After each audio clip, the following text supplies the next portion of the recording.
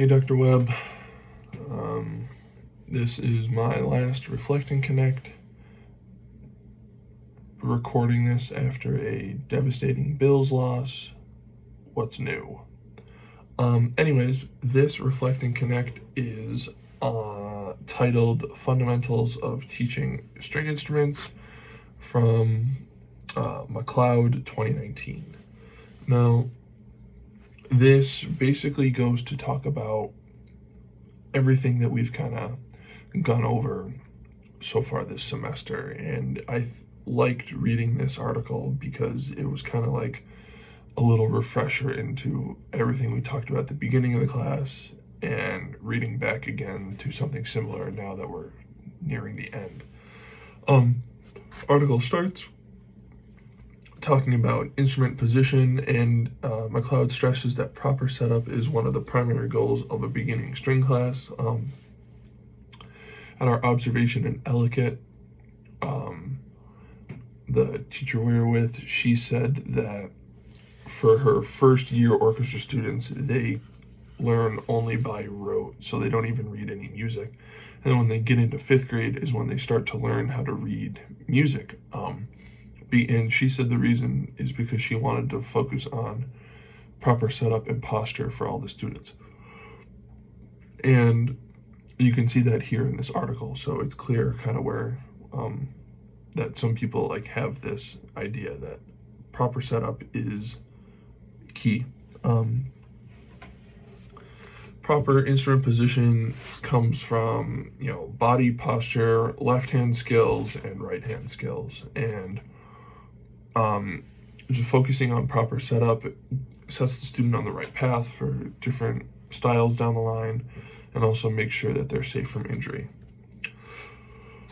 When it comes to developing musician skills, there are a couple different things that a teacher should do.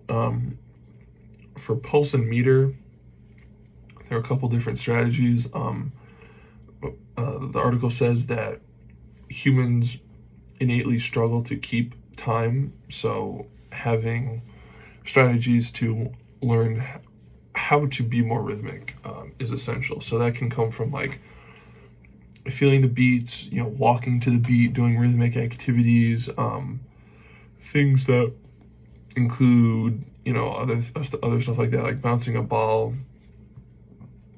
and like beat placement. And right here at the bottom, it says most methods designed to teach rhythm recommend the following sequence of instruction: imitate, create, read, and notate. And that's self-explanatory. Next key point is pitch, and singing is an excellent way to develop pitch skills, and that just comes from singing songs, lyrics on stuff like that. And next comes improvising, and that can come in different ways, like how we did in class. That's more creative. Improvising is more when we each like play a rhythm when we go around in a circle, and that's like a good way. Start on like a single note and improvise rhythms, go from there. The next is creating, and that can come from different ways, like composing, or like the digital activity we did in class with the Google Create Music thing. Next comes preferred teaching strategies. The first is imitation, and that's just repeat after me. After going through this class, I found this is a really good strategy because instead of trying to over-explain a concept, you just say, do what I do, and you play it and demonstrate it and see if the student or the class can do that. Then you explain what it is that you did.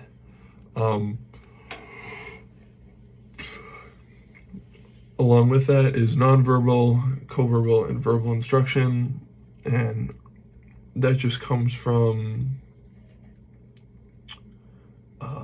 using like your voice to go along with what you explain, or for example, like I just said, playing and having the student repeat to understand. Up next is modeling, specifically teacher modeling while a student is playing, and that can come from playing along with them so that they understand the bowings, or so they understand the dynamics, or to be like a pitch anchor so that way they can hear what the right notes are supposed to be even if they don't land on them. Furthermore, there's a separate category for modeling, and that comes from one, modeling can take other forms, which includes vocal modeling, peer modeling, piano modeling, etc. And that just comes from demonstrating, in a different situation. Pedagogical touch, similar to nonverbal communication, there's just some things that you can't explain. You just have to manually assist. Of course, like in class, you have to, either say what you're about to do or ask at first, but, excuse me, moving a student's finger onto the dot and just saying, this is where it goes, or moving their bow closer to the bridge and stuff like that. And to summarize, this article by McLeod was just a nice little refresher into all the things that we've sort of talked about this semester. Key points to teaching and just things to remember in the classroom. A lot of stuff in this article is stuff that we've talked about in class, demonstrated in class, things that you've kind of hammered home for us to do. And, as I read more and more of these articles and spend time in class, I just see where all this knowledge comes into play back when I was a student, with the way that my teachers ran class. And it's stuff I didn't think about then, but now I understand